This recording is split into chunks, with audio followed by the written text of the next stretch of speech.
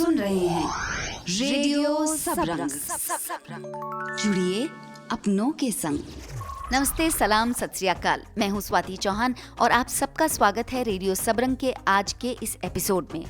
आप लोगों के प्यार भरे संदेशों से रेडियो सबरंग की टीम का हौसला हमेशा बढ़ता है। इसी तरह हमारे साथ बने रहें। हमारा और आपका साथ है हमारी वेबसाइट radiosabranग.in के अलावा फेसबुक, ट्विटर, यूट्यूब और इंस्टाग्राम पर भी। बस सर्च करिए रेडियो सबरंग। पहले बताती हूँ कि क्या है आज के प्रोग्राम में खास।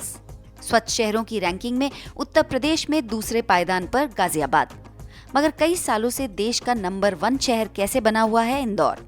यहाँ पर पॉलिटिकल और एडमिनिस्ट्रेटिव विल पैरेलल चली और एक जो पॉलिटिकल एंड से उसमें मेयर ने काफी अच्छा रोल अपना निभाया। गाजियाबाद से 7 साल का हर्षवर्धन बना UP state roller sports champion. जब हर्ष पैदा हुआ था तो उसको राइट लेग में ना क्लब फुट था। आप समझ सकते हो कि जिस बच्चे के पैर में क्लब फुट हो वो बच्चा आज स्केटिंग में नेशनल चैंपियन है, तो बहुत प्राउड फील करता हूँ। सामान खरीदने के बाद क्या आपने भी कभी ठगा सा महसूस किया है? तो जानिए कंज्यूमर लॉ में अपने हक के बारे में। रिसीट कहीं गुम न हो और उसके बाद सर्विसेज के लिए जो उसने वारंटी गारंटी कही है वो आप संभाल कर रखें और डिले ज़्यादा नहीं करना चाहिए। ठंड के दिनों में कैसे रखा जाएगा फैशन का ख्याल। इवन आपकी जो 20 साल पुरानी साड़ी है, आप उसको निकाल के कुछ ट्रेंडी ब्लाउजेस के साथ में उसको पहन के बिल्कुल नया लुक दे सकते हो। और मुलाकात उस माँ से जिसने कोविड के दौरान शुरू किया लाखों का कारोबार। हम कहते हैं ना कि हम बच्चों को उंगली पकड़ के चलना सिखाते हैं। मेरी बेटियों ने मुझे उंगली पकड़ के चलना सिखाया। तो आज से 1 साल पहले की ऋतु हंसाली को बोलते में भी डर लगता था। बेटियों ने की सपना पूरा करने में मदद।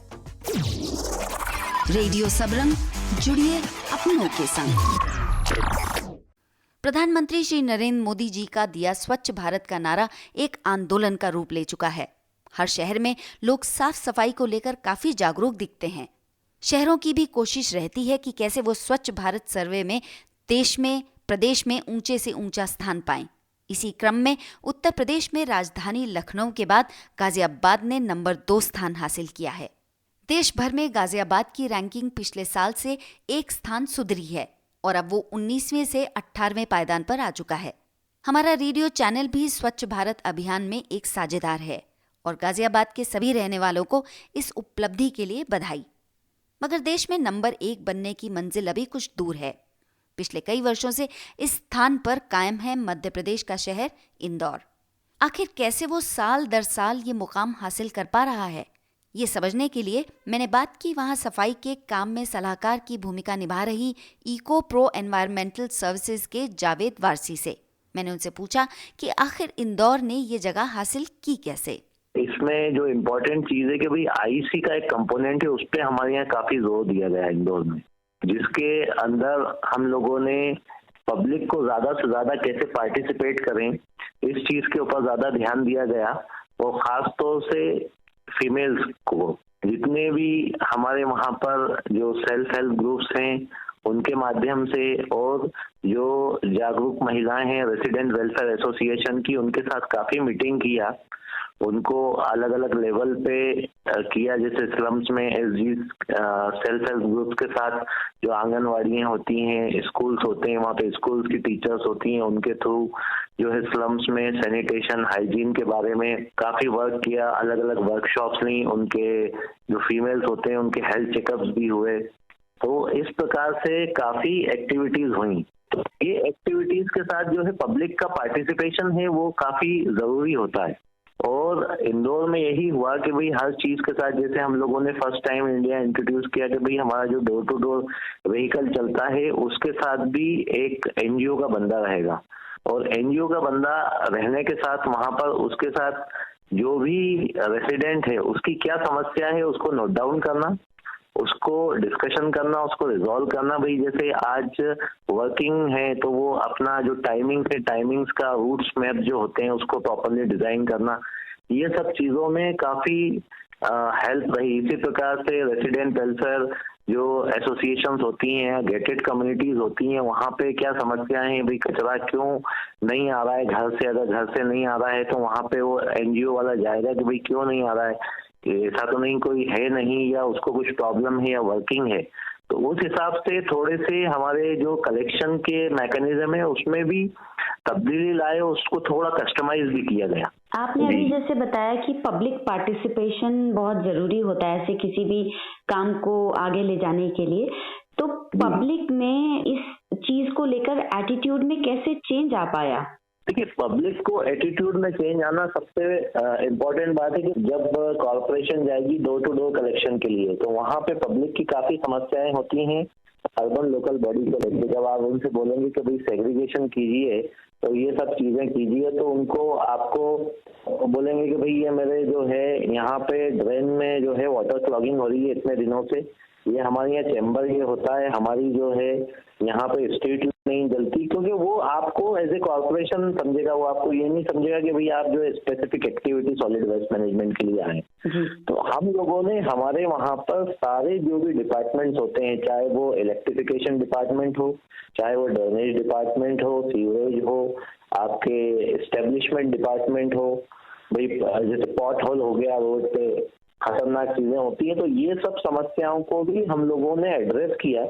और एड्रेस करने के साथ जो डे टू डे इंटरेक्शन होता है जो सिटीजन के साथ, वो किया कि भाई आज उसको सिटीजन को यही लग रहा था कि भाई मैं जोनल ऑफिस गया, कॉर्पोरेशन ऑफिस गया, इतनी जगह जो मुलाकात थी वहां पे मैंने बात की, बाकी एक ये नया बंदा या बंदी आई, इसको मैंने अपनी समस्या बताई, तो इसने इतने टाइम में मुझे जो है इसका सॉल्यूशन दे दिया। तो वो एक बहुत बड़ा इम्पोर्टेंट था। तो फेथ गेन करने के लिए आपको ये सब एक्टिविटीज भी जरूरी है। जावेद जी, एक चीज आपने जो बीच में बोली थी कि गीला और सूखा कूड़ा अलग किया जाए, ये बातचीत लोगों के साथ, पब्लिक के साथ शुरू की गई, तो ये प्रोसेस शुरू करने में किस तरीके की तकलीफों का सामना करना पड़ा आप लोगों को?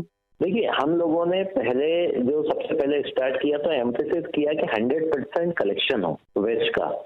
उस टाइम पे हमने उनसे सेग्रीगेशन की कोई बात नहीं कही। हमारा ये उद्देश्य था कि भाई कैसे भी करके 100% कलेक्शन हो जाए। फिर जब ये कलेक्शन में हम लोगों को एक वो मिला, सक्सेस मिला, तो फिर हम लोगों ने इसमें सेग्रीगेशन का बात किया।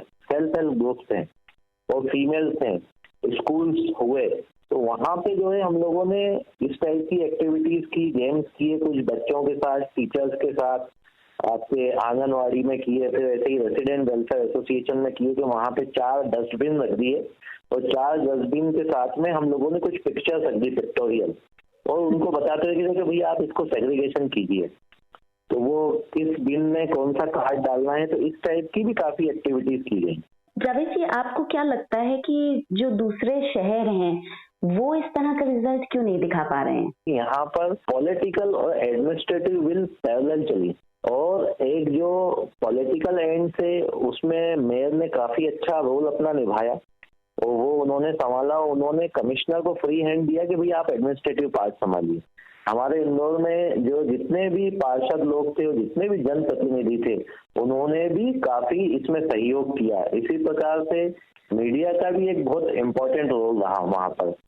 आपके पास भी अगर शहर को साफ रखने के कुछ सुझाव हों तो हमें जरूर लिखिए feedback@radiosabrang.in पर। रेडियो सबरंग, जुड़िए अपनों के संग। पिछले दिनों आयोजित यूपी स्टेट रोलर चैंपियनशिप में गाजियाबाद की शिप्रा सन सिटी में रहने वाले हर्षवर्धन शर्मा ने जीत हासिल की। हर्षवर्धन सिर्फ 7 साल के हैं और जब रोलर स्केट्स पहनकर स्केटिंग करते हैं तो बिल्कुल पानी की धार की तरह चलते हैं। अब वो राष्ट्रीय प्रतियोगिता में प्रदेश का प्रतिनिधित्व करेंगे। हर्षवर्धन से बात की मेरी युवा साथी अंजलि प्रताप सिंह ने। मैं स्केटिंग करता हूँ। मैंने डिस्ट्रिक्ट में मैं फर्स्ट आया, मैं स्टेट में मैं सेकंड आया हूँ, और मैं अब नेशनल खेलने जा रहा हूँ दिसंबर को। Wow, congratulations Harshvardhan, that's amazing. Thank you. आपको स्केटिंग के अलावा और कौन से स्पोर्ट्स पसंद है? फुटबॉल और बैट बॉल मेरे भी फेवरेट हैं। क्या हम एक बारी भूमिका मैम से बात कर सकते हैं? Hello aunty. हर्ष को रोलर कोस्टिंग में स्टेट लेवल चैंपियनशिप जीतने के लिए बहुत बधाई।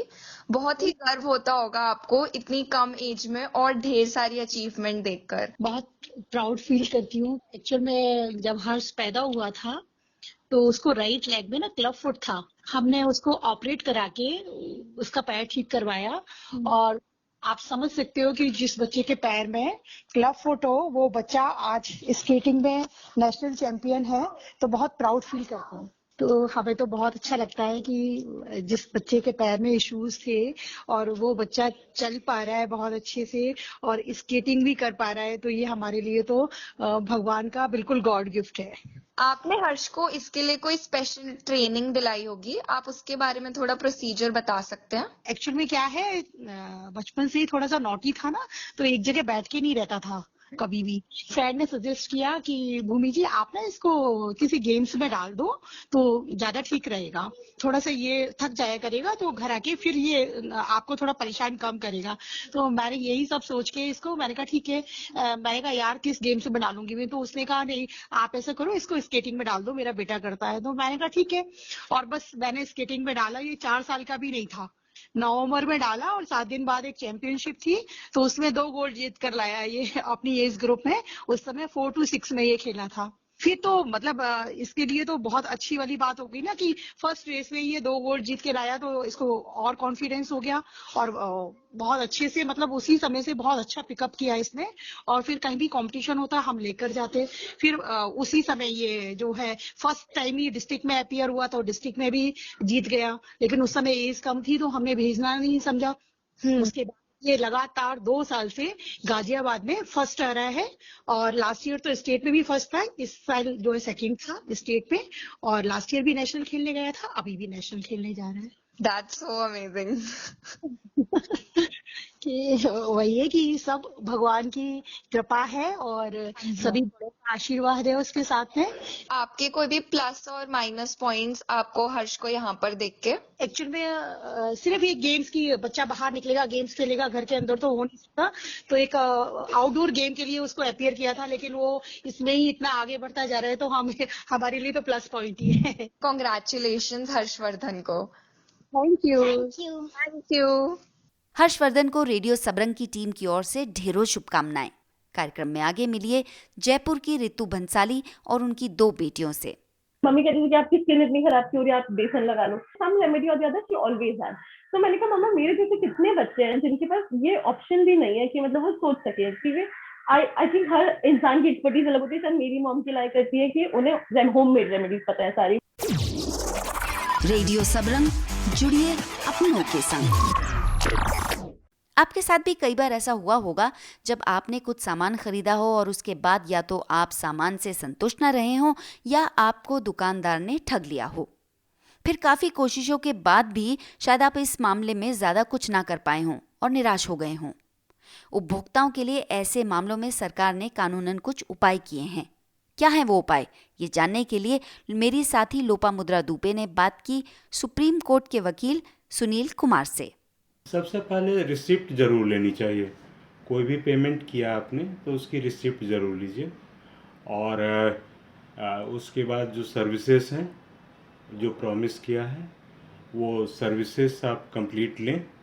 अगर किसी में कोई प्रोडक्ट खरीदी है उसमें कोई डिफेक्ट है तो डिफेक्ट के लिए विदिन 2 years ये लिमिटेशन पीरियड होती है।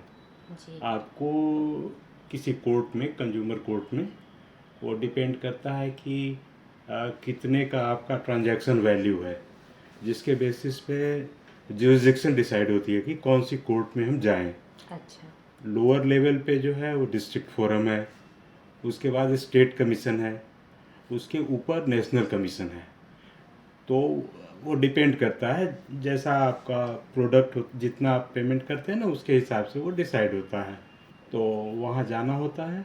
तो एज कंज्यूमर हम अगर किसी प्रोडक्ट या सर्विस को लेके अगर डिससेटिस्फाइड हैं तो पहले हम क्या सेलर के पास जाएंगे या सीधे हमें कहाँ जाना चाहिए, मैन्युफैक्चरर के पास कहाँ जाना चाहिए? नहीं, एक तो कंप्लेंट तो नॉर्मली करनी चाहिए, अदरवाइज कोर्ट भी कहती है आप डिस्ट्रिक्ट फोरम में भी जाएं तो वहाँ पे आपको शायद ये भी सुनना पड़ जाए कि आप प्री मैच्योर आ गए। अच्छा। आपको इसके लिए जो पहले स्टेप्स लेने थे वो आपने स्टेप्स लिए नहीं। नॉर्मली लीगल नोटिस भेजते हैं, लीगल नोटिस भेज करके हम जो भी सप्लायर होता है, मैन्युफैक्चरर होता है या सर्विस प्रोवाइडर होता है, उससे हम पूछते हैं कि ये तुमने हमें प्रोडक्ट दिया था, ये प्रॉमिस किया था, ये सर्विसेज मिलनी थी, वो हमें नहीं मिली। अब इसके लिए 15 दिन के अंदर, 10 दिन के अंदर हमारा रेक्टिफाई करो, नहीं तो मैं जो भी अवेलेबल रिकॉर्ड्स है वो हम टेकअप करेंगे। अगर उसमें नहीं करता है तो नॉर्मली हमारा मैच्योर्ड होता है और तब हम कोर्ट में जाते हैं, कंज्यूमर फोरम्स में जाते हैं। तो कंज्यूमर फोरम में जब कोई ग्राहक जाता है तो उसको मतलब मेंटली प्रिपेयर होना पड़ता होगा, कितने दिनों का टाइम लग जाता है ये पूरे प्रोसेस में? देखिए, ये बहुत बड़ा दुर्भाग्य है अभी की अच्छा। स्थिति में कि गवर्नमेंट ने कहीं कंज्यूमर फोरम में पूरे स्टाफ की अपॉइंटमेंट नहीं की है। अभी मैटर सुप्रीम कोर्ट में चल रहा है, जिसमें सुप्रीम कोर्ट ने भी इनको ये दिया कि भाई जितने भी ट्राइब्यूनल्स हैं, जितने भी आपके कंज्यूमर फोरम्स हैं, कमीशंस हैं, वहाँ पे वैकेंसी नहीं होनी चाहिए जजेज की। इतनी वैकेंसी है और इतनी ज़्यादा पेंडेंसी है। आप नेशनल कमीशन में मतलब एक एक साल की डेट मिलती है। अगर आज की डेट में हम फाइल करते हैं, एक हफ्ते बाद लिस्ट होती है, उसके बाद नोटिस होता है, नोटिस के लिए 1 साल बाद रिप्लाई का टाइम आता है। कई कई केसेस हम लोग बिल्डर्स के अगेंस्ट लड़ते हैं तो बिल्डर्स के केसेस 7-7, 8-8 साल से चल रहे हैं नेशनल कमीशन में। तो ये दुर्भाग्य है, अभी पेंडेंसी बहुत ज़्यादा है। कंज्यूमर लॉज के हमारे लिसनर्स के लिए बेसिक टिप्स क्या होने चाहिए? बेसिक टिप्स यही है कि आप जो भी परचेज करें पूरी वैल्यू दें और उसका डिटेल्स अपने पास रखें।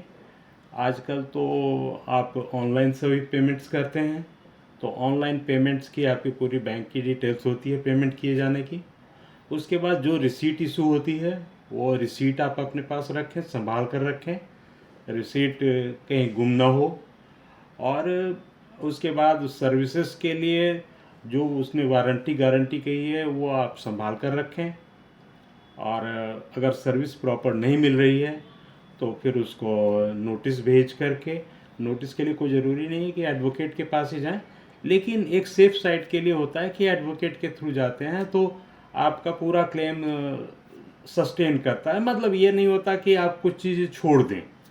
आप as a consumer, as a मतलब नॉर्मल पर्सन जाते हैं, कोई भी लेटर लिखते हैं तो बहुत सारी चीज़ें आप छोड़ सकते हैं, लेकिन एक एडवोकेट के थ्रू जाएंगे तो एडवोकेट वो जानता है कि क्या क्या चीज़ें इनको दिलाई जा सकती है। वो जो भी प्रोडक्ट का कॉस्ट है, जो आपका मेंटल एगनी हुआ, जो कॉम्पेंसेशन हुआ, वो सब चीज़ लीगल नोटिस में डिमांड कर लेता है। तो वही चीज़ें हैं जो कि कंज्यूमर को ध्यान रखनी चाहिए और डिले ज़्यादा नहीं करना चाहिए। जब से उनको प्रॉब्लम हुई हो उसके बाद विदिन 2 ईयर्स उन्हें कोर्ट में चला जाना चाहिए। अगर आपके सामने भी कभी आई है उपभोक्ता मामलों से जुड़ी समस्या तो हमें ज़रूर बताइएगा।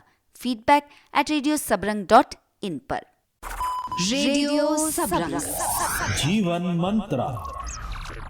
और पिछले कार्यक्रम में हमने बात की थी ठंड की दस्तक की। वो मीठी मीठी ठंड का दौर अभी भी जारी है। इस बीच शुरुआत हो चुका है शादियों का दौर। ठंड के मौसम में आखिर कैसे कपड़े पहने कि सर्दियों से बचे भी रहें और फैशन भी बरकरार रहे, यही जानने के लिए मेरी साथी अर्चना ठाकुर ने बात की रितु सिंह से, जो कि टेक्सटाइल और ड्रेस डिज़ाइनर हैं और ओढ़नी नाम से इनका बुटीक विस्ता प्लाजा में है। देखिए, साड़ी तो कहना चाहिए ना एक ऐसा गारमेंट है बहुत ही स्टाइलिश कि आप एक तरफ बहुत ग्लैमरस भी दिख सकते हो उसमें और दूसरी तरफ आप बहुत ही डिसेंट और एलिगेंट और बड़ा ग्रेसफुली उसको कैरी कर सकते हो। आप ओपन पल्ला पहन सकते हो, आप प्लीटेड बना के उसका पल्ला बना के पहन सकते हो। डिपेंड करता है कि आप कैसा ब्लाउज़ उसके साथ में कैरी कर रहे हो। तो अगर शॉर्ट ब्लाउज़ है कि लॉन्ग ब्लाउज़ है तो उस पर आप ड्रेपिंग के तरीके बदल सकते हो, सीधा पल्ला, उल्टा पल्ला, लूज़ पल्ला, और आजकल तो वो बेल्ट बांध के भी आप उसको थोड़ा सा इंडो वेस्टर्न लुक दे सकते हो कि बीच में बेल्ट बांध लिया, कुछ जैकेट वगैरह पहन लिया साथ में, तो बहुत ही इंडो वेस्टर्न स्टाइल उसमें आ जाता है। हैवी साड़ियों में किस तरह का फैब्रिक हम यूज़ कर सकते हैं? आजकल क्या ट्रेंड में है? इस टाइम तो कहना चाहिए सिल्क अपने पीक पर है।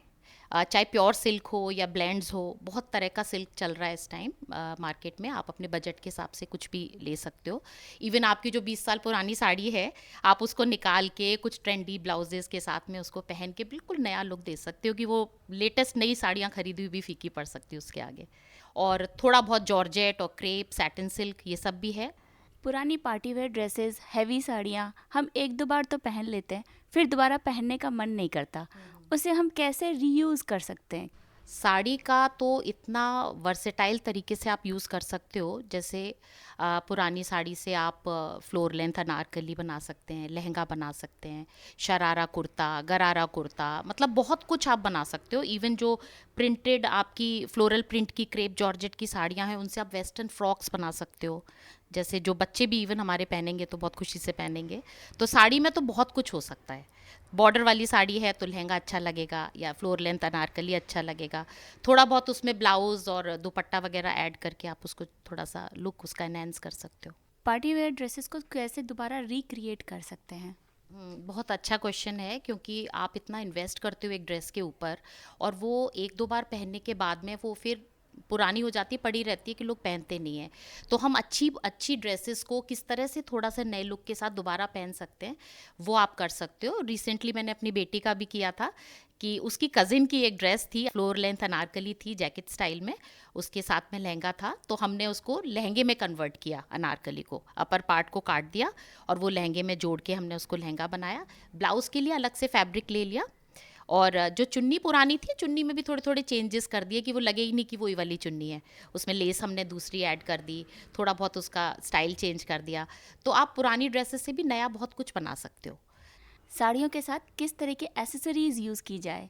आजकल का जो फैशन है वो मेरे हिसाब से कहना चाहिए बेस्ट फैशन है। तो डिपेंड करता है कि कैसी आपकी डिज़ाइनिंग है। जैसे ज़ीरो नेक है, ज़ीरो नेक के साथ में आप चोकर पहन सकते हो बड़े इयररिंग्स के साथ, या आप बिल्कुल एक्सेसरी नेक का छोड़ दो, बिल्कुल उसमें केवल बड़े बड़े आप इयररिंग्स पहन लो। बड़े नेक के साथ में आप बड़ी ज्वेलरी पहन सकते हो, लॉन्ग नेकलेस पहन सकते हो। और इयररिंग्स तो खैर इस टाइम चल ही रहे हैं, वो तो हैवी इयररिंग्स चल रहे हैं इस टाइम। आप साथ में साड़ी के साथ में बेल्ट कैरी कर सकते हो, तो बेल्ट भी बन जाती है, वो बुटीक पे भी बन जाती है। आप लेसेस से या फैंसी फैब्रिक से आप बेल्ट को भी बना सकते हो। और सबसे ज़्यादा इम्पॉर्टेंट जो आजकल हर शादी में हमें पहनना पड़ता है, मास्क। तो हमें मास्क को भी थोड़ा सा फैंसी बनाना पड़ता है। तो आप मास्क को अपने फैब्रिक के हिसाब से लेसेस वगैरह लगा के उसको भी थोड़ा अच्छा बना सकते हो कि आपकी ड्रेस के साथ जाए। ब्लाउज़ के डिज़ाइन के बारे में भी कुछ बताइए, जिससे कि पुरानी सिल्क साड़ियाँ भी फैशनेबल और स्टाइलिश हो जाए। जैसे हैवी सिल्क साड़ीज़ के साथ में आप लॉन्ग चोली ब्लाउज़ पहन सकते हो, जिसमें साइड स्लिट्स होती हैं, या आप उसका शेप नीचे से राउंड दे सकते हो। या फिर आप कुछ ट्रेंडी ब्लाउज़ ले सकते हो उनके साथ में। ज़ीरो नेक ले सकते हो, बोट नेक ले सकते हो। अच्छा, ज़ीरो और बोट नेक के साथ में बैक में बड़ा सा की होल दे के उसको स्टाइलिश कर सकते हो, बड़ा ग्लैमरस लगेगा वो। लॉन्ग जो चोली ब्लाउज हैं उनको आप जैकेट लुक दे सकते हो, फ्रंट में ओपन करके उसको, फ्रंट में भी छोटा सा स्लिट रहता है, साइड में भी रहता है। और पल्लू को आप थोड़ा लॉन्ग लेके नीचे से थोड़ा लूज प्लीटेड पल्लू बना के पहन सकते हो। ये तो हो गई शादियों के बारे में। अब हम विंटर्स में कैसे कैरी करें साड़ियों को? देखिए, साड़ी कैसी है, जैसे लिनन साड़ीज़ हैं या आपकी जॉर्जेट शिफॉन की साड़ियाँ हैं, तो उनको आप थोड़ा सा इंडो वेस्टर्न स्टाइल में कैरी कर सकते हो। जैसे आप कोट पहन सकते हो, उसके साथ में डेनिम जैकेट पहन सकते हो। इवन आप जैसे टर्टल नेक की टी शर्ट्स भी डाल सकते हो फुल स्लीव की, या बोट नेक का कोई टॉप है तो वो भी आप डाल सकते हो उसके साथ में फुल स्लीव का। उम्मीद है ये बातचीत आपको पसंद आई होगी। रेडियो सबरंग, जुड़िए अपनों के संग। कई बार हम में से कुछ महिलाएं अपना कुछ काम शुरू करने का सपना मन में ही दबाए रह जाती हैं और उस पर काम नहीं कर पाती। मगर कई बार ऐसा भी होता है कि हम ही में से कोई आगे बढ़कर एक रास्ता निकालता है और दूसरों को भी रास्ता दिखाता है। ऐसी ही एक महिला है जयपुर की रहने वाली रितु भंसाली, जिन्होंने अपनी 2 बेटियों के साथ मिलकर इंस्टाग्राम पर शुरू किया बिजनेस। 20,000 रुपए से शुरू हुआ वो बिजनेस आज 2 लाख रुपए महीने की कमाई पर है। मैंने रितु और उनकी बेटियों डीवा और दिया से बात की और जाना उनके social commerce venture everything mom made के बारे में। एक्चुअली स्वाति जी, अगर आप मुझसे सच पूछे ना, तो मैं खुद कभी नहीं सोच सकती थी। ये दोनों बच्चियां और मेरा बेटा, तीनों ने मिलके जो मुझे पुश किया, कि नहीं मम्मा आप कर सकते हो, उनका शुरू से था कि मम्मा आप कुछ कर सकते हो, आप करते क्यों नहीं हो, आप कुछ कर सकते हो। बहुत लड़ाइयाँ होती थी छोटी वाली बेटी से भी, बड़ी वाली बेटी से भी, कि आप कुछ करना ही नहीं चाहते हो, आपको कुछ करना ही नहीं है लाइफ में, इतना डांटते थे। फिर लास्ट ईयर जब मतलब 15 अगस्त 20 में मैं दिल्ली गई थी, ये मेरी छोटी वाली बिटिया मुझसे लड़कर गई थी यहाँ से, क्योंकि इन्होंने मेरे को लॉकडाउन में एक पेज खोल के दिया था, एवरीथिंग होममेड, कि इनको ये मेरी खाना जो मैं बनाती थी उसकी पिक्चर्स खींच के डाल दी थी। तो दोनों बहनों ने मिलके ये प्लान किया कि हम कुछ करेंगे, और मैं 15 अगस्त को इसके दिल्ली इसके घर पहुंची, और मुझे मालूम पड़ता है कि मेरे अकाउंट में पैसे आ गए हैं और मेरा काम शुरू हो गया है, मेरा पेज खुल गया है, मुझे पता भी नहीं था। तो ये मेरे ऑर्डर पास जो था ये किस चीज का था? मेरे फेस स्क्रब्स और फेस पैक्स का था, जो मैं खुद बना बना के लगाती थी। इन्होंने उसके लिए अपने फ्रेंड्स से बात करी, और कुछ इन्फ्लुएंसर थे तो उनसे बात करी, और उनको बोला कि ऐसे ऐसे हम अपनी मम्मा का पेज शुरू कर रहे हैं। एंड उनसे बात करके उन्होंने फर्स्ट ऑर्डर भी कर दिया मुझे, इतना फेथ करके कि हाँ सब अच्छा ही होगा। उन्होंने मुझे ऑर्डर किया और मेरा काम इस तरह से शुरू हो गया। मतलब मैं जयपुर आई जब वापस लौट के, तो मुझे पता नहीं था मेरे पास क्या जार्स होंगे, मैं स्ट्रिकरिंग कैसे करूंगी, मतलब कुछ भी पता नहीं था। सब धीरे धीरे ऑटोमेटिकली होता ही चला गया, पर ये सारा इनिशिएटिव इन दोनों बच्चों का था। Very well done girls, huge round of applause for both of you कि मम्मा को इतना सपोर्ट आप लोग ने, मतलब शुरुआत ही आपने करी है उनकी। अच्छा रितु जी, एक तरफ जहां पैंडेमिक में बहुत सारे बिजनेसेस को नुकसान हो रहा था, वहीं दूसरी तरफ आपने उसी समय उसी दौरान बिजनेस करने की सोची, ये कैसे आया? ये बच्चियां ज्यादा अच्छे से बता पाएंगी कि कैसे क्या हुआ, क्योंकि मुझे इतना आइडिया नहीं था। हमारा इन्वेस्टमेंट बहुत छोटा था जब हमने स्टार्ट किया था, बिकॉज हमें पता भी नहीं था कि हम किस तरीके से जाएंगे। हमारा तो एक छोटा सा एम था, क्योंकि मैं हमेशा से बाहर रही हूँ, मेरे को 8 साल हो गए, मेरा 9th ईयर होगा कि मैं घर से बाहर रह रही हूँ। तो मुझे हमेशा ये रहता था कि मैं घर का ही यूज करूँ सामान, क्योंकि मैंने आज तक अपनी like full life I use only homemade product. मतलब मुझे कुछ भी चाहिए होता था, मैं होममेड रेमेडीज में ही बिलीव करती थी। तो मुझे ऐसा लगता था कि मम्मी यार, अब मैं मम्मी कहती थी कि आपकी स्किन इतनी खराब क्यों हो रही है, आप बेसन लगा लो, अच्छा आप ये कर लो, ये हो गया तो ऐसे कर लो, मतलब सम रेमेडी और ज्यादा शी ऑलवेज हैड। तो मैंने कहा मम्मा मेरे जैसे कितने बच्चे हैं जिनके पास ये ऑप्शन भी नहीं है कि मतलब वो सोच सके, क्योंकि आई थिंक हर इंसान की एक्सपर्टीज अलग होती है। सर मेरी मॉम की लाइक करती है कि उन्हें होममेड रेमेडीज पता है, सारी सारे घर के नुस्खे पता है। तो मैंने कहा कि maybe we should reach out to an audience कि जहाँ पे उन्हें ये नीड हो, और हम सिर्फ उसी कॉस्ट के लिए निकले थे कि जिन्हें भी जरूरत है, कि जिन्हें भी लगता है कि उन्हें घर के प्रोडक्ट यूज करने हैं, वो ये प्रोडक्ट यूज कर पाए। बहुत बढ़िया सोच के साथ आपने शुरू किया है ये, लेकिन शुरुआत में आपको किस तरह के चैलेंजेस का सामना करना पड़ा? चैलेंजेस ये थे कि एक तो मम्मी को पता ही नहीं था कि वो बिजनेस कर रही है, वो तो सबसे बड़ा चैलेंज। तो उन्हें लग रहा था कि how will she manage it out, कि वो करेंगी क्या, क्योंकि ना हमारे जब हमने चालू किया, जब हमारे पास पहले 5-6 ऑर्डर्स आए, हमारे पास ना पैकेजिंग था, हमारे पास ना लेबलिंग था, हमारे पास सिर्फ हमारा लोगो था, क्योंकि वो तो हमने कैनवा में डिजाइन कर लिया था जस्ट बैठे बैठे। बट उसके अलावा हमारे पास ज्यादा कुछ था नहीं, एंड उससे ज्यादा मतलब हमने सोचा भी नहीं था। तो that became our first challenges.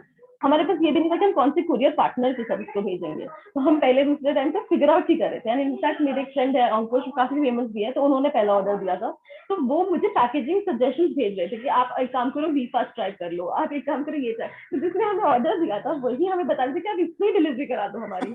तो ऐसे कुछ इस तरीके से बिजनेस चालू हुआ था, और इस तरीके से बिजनेस चल रहा था। And I mean, thankfully, we've been able to carve out the many challenges that have come along so far. परिवार और आस पड़ोस के लोगों का क्या रिएक्शन था जब आपने ये आइडिया रखा होगा, लोगों से जब बात की होगी? मेरे ख्याल से दिया और मम्मा ये आंसर करे तो बेटर, मैं सब बोलती रहूंगी वरना। So the thing is that this just happened. हमारे रिलेटिव्स थे, हम उन्होंने जो फर्स्ट चीज देखा that was our catalog, हमारा कैटलॉग, हमारी स्टोरी, हमारा logo, and everyone was obviously very happy. सब बहुत सपोर्टिव थे, all of our relatives, हमारे नेबर्स, हमारे friends, family. Till date, it's been a year in the business, and everyone till date has been like very supportive, very supportive. Ritu ji, एक बात बताइए मुझे कि मार्केट में इतने बड़े बड़े ब्रांड्स हैं, उनके सामने आपको सर्वाइव करने में, अपने आप को एस्टेब्लिश करने में कैसे अपने कस्टमर्स को कन्विंस कर पाते होंगे कि हमारा प्रोडक्ट लीजिए और लोटस या पॉन्ड्स मत लीजिए? अब मार्केट में बहुत ब्रांड्स, लोटस, पॉन्ड्स, उनके भी कॉम्पिटिटर्स, हमारी तरह भी कुछ ब्रांड्स इमर्ज किए हैं last few months, few years. तो बिजनेस का कंपटीशन बहुत है, लेकिन हमारा एक ही एम है कि हमें ऐसे नहीं है कि हमें मास सेल करना है या फिर हमें बहुत क्या बोलते हैं कि क्वालिटी गिरा के प्रोडक्ट बेचने, मतलब बस बेचने से मतलब नहीं है हमारा। हमारा मतलब और हमारा quality is the prime thing. हम कहते हैं कि आप हमारा क्वालिटी देखो, और क्वालिटी दिखाने के लिए हमने स्टार्टिंग में ना बहुत ऑफर्स भी निकाले थे, हमने बहुत कॉम्बिनेशन भी निकाले थे, हमने गिफ्टिंग रेंजेस भी निकाले थे। और थैंकफुली हमें एक्चुअली सपोर्ट हमारे नेबर्स, फ्रेंड्स और फैमिली और नोन पीपल ने बहुत किया, बिकॉज उन्होंने जब वर्ड ऑफ माउथ फैलाया तो वो हमारे लिए काफी मैटर किया। और ऑल्सो हमारे घर में थोड़ा मार्केटिंग एक्सपर्टीज मेरा आ जाता है, तो मैं खुद का तारीफ कर रही हूँ, लेकिन मार्केटिंग एक्सपर्टीज मेरे हाथ में लाई करता है, तो वो थोड़ा सा हेल्प कर देता है। आप उस तारीफ के काबिल भी हैं दिया, ऐसी बात नहीं है। मतलब एक रितु जी, आप अपने कुछ प्रोडक्ट्स के बारे में बताएं हमको प्लीज। जैसे हेयर मास्क है मेरे, जैसे ब्राह्मी भृंगराज है, या जैसे हिबिस्कस एंड हिना है।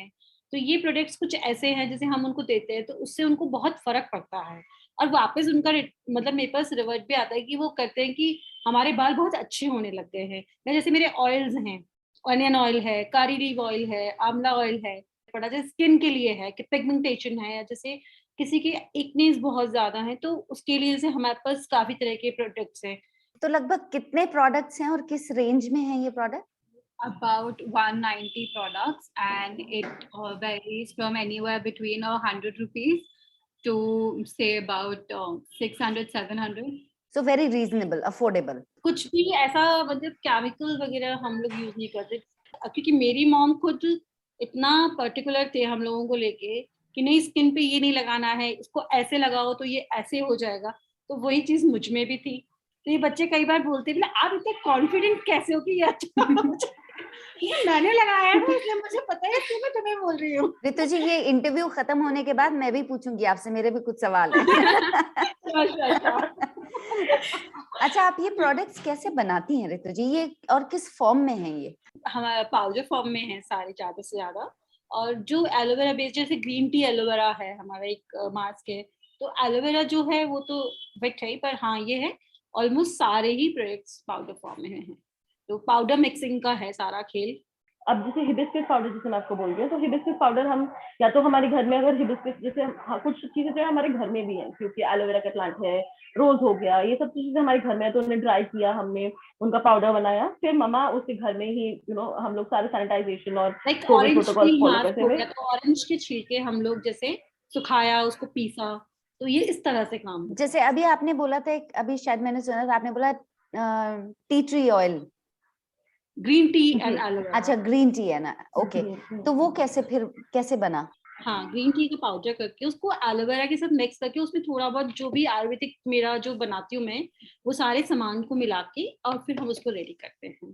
तो ये पाउडर बेस कैसे आएगा? Aloe vera as far as I understand, aloe vera तो एलोवेरा बेस्ड ही है सारी, जैसे ये पाउडर फॉर्म में नहीं होता है। जैसे आमंड एंड सैफरन है, ऑरेंज पील मास्क है, लेमन स्क्रब है, तो ये सब जैसे कुछ ऐसे हैं प्रोडक्ट्स इसमें से, जैसे आमंड एंड सैफरन है तो उसमें आमंड हो गया और कुछ प्रोडक्ट्स और हो गए, उसको मिला के हम लोग पाउडर फॉर्म में बनाते हैं। सैफरन हो गया जैसे सब कुछ वो सब डाल के, और जैसे ऑरेंज हो गया तो ऑरेंज के छिलके सुखा के उसका पाउडर बना के फिर काम में लेते हैं। Okay, right. तो जो एलोवेरा बेस्ड मास्क है वो एलोवेरा बेस्ड मास्क है, वो पाउडर फॉर्म में नहीं है हमारे। आजकल ज्यादातर ऑनलाइन बिजनेसेस जो हैं वो फ्लिपकार्ट और अमेज़न जैसे बड़े प्लेटफॉर्म्स पर लोग अपना बिजनेस करते हैं, उस पे अवेलेबल दिखते हैं, तो आप इंस्टाग्राम पर ही हैं, ऐसा क्यों? हम इंस्टाग्राम पे हैं इस पॉइंट पर, हमारी वेबसाइट भी बिल्डिंग में है, लेकिन मेरा अगर मैंने अमेज़न और फ्लिपकार्ट का दिस पॉइंट वो किया, मतलब लिस्ट किया, तो मेरे प्रोडक्ट का प्राइस थोड़ा बढ़ जाएगा, तो मेरी अफोर्डेबिलिटी वाली जो फैक्टर है ना वो खत्म होती है। और मुझे बस एक ही चीज है कि अगर ये घर में मेड है, मॉम मेड है, तो फिर इसका अगर प्राइस ऊपर चला जाएगा तो फिर तो वो नॉर्मल ब्रांड की तरह कम्पीट करने में आ जाएगा। तो अगर प्राइस सेव करना है मुझे किसी भी तरीके से, या अफोर्डेबल रखना है उसको, तो मुझे प्राइस पॉइंट के लिए सेंसिटिव होने की वजह से अमेज़न फ्लिपकार्ट में एकदम करना पड़ेगा। और जैसे मैंने आपको पहले भी बताया था, हमारे प्रॉफिट बहुत ज्यादा नहीं है, तो ये भी नहीं हो सकता कि मैं इंक्लूसिव प्राइस के अंदर ही उसको अमेज़न और फ्लिपकार्ट पर लिस्ट कर दूँ। और अमेज़न और फ्लिपकार्ट का एक और चीज है कि वो 100 रुपीज के नीचे का कोई प्रोडक्ट लिस्ट नहीं करते, तो काफी प्रोडक्ट्स ऐसे भी हो जाएंगे जो हम लिस्ट भी नहीं कर पाएंगे। 1 साल पहले की रितु बंसाली और आज की रितु बंसाली में क्या अंतर है? बहुत फर्क है। हम कहते हैं ना कि हम बच्चों को उंगली पकड़ के चलना सिखाते हैं। मेरी बेटियों ने मुझे उंगली पकड़ के चलना सिखाया। तो आज से 1 साल पहले की रितु बंसाली को बोलते में भी डर लगता था या कुछ करते भी डर लगता था, और आज की रितु बंसाली ऐसी है कि उसको अब किसी चीज से डर नहीं लगता। वो आराम से हर चीज कर जाती है। आप जैसी हाउसवाइफ्स और जो हमारे हिंदुस्तान में हैं, जो ये रेडियो सुन रही हैं, उनको आप क्या कहना चाहेंगी? मैं एक ही चीज कहूंगी कि हर इंसान में कोई ना कोई हुनर होता है। हर इंसान कुछ ना कुछ कर सकता है। हम सोचते हैं कि हम ये नहीं कर सकते या हमसे नहीं होगा, बट अगर थोड़ा टाइम दें और अपने आसपास, अब मेरे पास तो मेरी बेटियां थी तो उन्होंने मुझे बताया, बट हाँ, कभी भी किसी को भी जरूरत हो तो वो हमसे भी बात कर सकते हैं, और आप जैसे लोगों से भी बात करके अपने अंदर का हुनर पहचान के, हम लोग हमेशा अवेलेबल हैं, चाहे मेरी बेटियां हैं, चाहे मैं हूँ, चाहे कोई, कभी भी उनको लगे कि हाँ हमें कुछ शुरू करना है, हमको हमारे अंदर का हुनर पहचानना है, हम क्या कर सकते हैं, तो हम हमेशा अवेलेबल हैं। हर आदमी में कोई ना कोई हुनर होता है, वो अपना स्टार्ट कभी भी किसी भी एज में कर सकता है। बहुत खूबसूरत बात कही है आपने, और thank you so much 3 of you for joining radio Sabrang. उम्मीद है आपके लिए भी इंस्पिरेशनल रही होगी ये बातचीत। इंस्टाग्राम पर शुरू किया रितु और उनकी दोनों बेटियों ने बिजनेस, और इंस्टाग्राम पर मौजूद हैं हम भी रेडियो सबरंग के नाम से। तो जुड़िए हमसे इंस्टाग्राम के साथ ही यूट्यूब, फेसबुक और ट्विटर पर भी। इसके साथ ही इस हफ्ते का रेडियो सबरंग का एपिसोड यहीं खत्म होता है। हमसे जुड़े रहिए और भेजते रहिए अपना प्यार हम सबको feedback@radiosabrang.in पर। इस बीच ख्याल रखिए अपनी सेहत का और कोरोना से बचे रहिए। मुझे यानी स्वाति चौहान को पूरी टीम के साथ इजाजत दीजिए। नमस्कार, जयराम जी की। आप सुन रहे थे रेडियो सबरंग। जुड़िए अपनों के संग।